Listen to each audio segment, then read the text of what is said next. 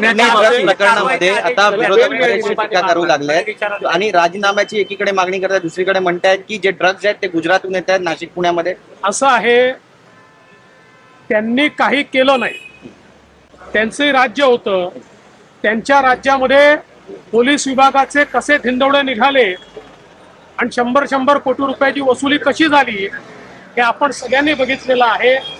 आमची पॉलिसी देशभरामध्ये 0 टॉलरन्सची आहे आणि आज केंद्र सरकारची मदत मिळते, सगळे राज्य सरकार एकत्रित काम करतायत म्हणून या ठिकाणी हे सगळं बाहेर येत आहे.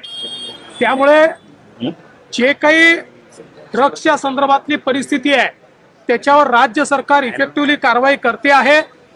अजून बरेच काळ ही कारवाई करत राहावी लागेल. आमचा 0 टॉलरन्स पॉलिसी आहे. जो कोणी याच्यामध्ये सापडेल, पोलीसवाला असेल त्याच्यावर कारवाई होईल, अजून कोणी हॉटेलवाला असेल त्याच्यावर कारवाई होईल. ही अतिशय कडक कारवाई चाललेली आहे, कारवाई तशीच सुरू राहणार आहे.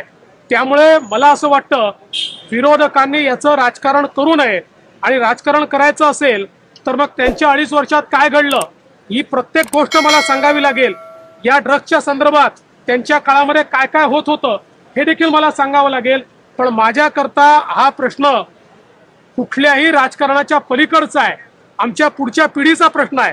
त्यामुळे याच्यावर राजकारण न करता राज्य सरकारने जी कठोर भूमिका घेतलेली आहे त्याचं स्वागत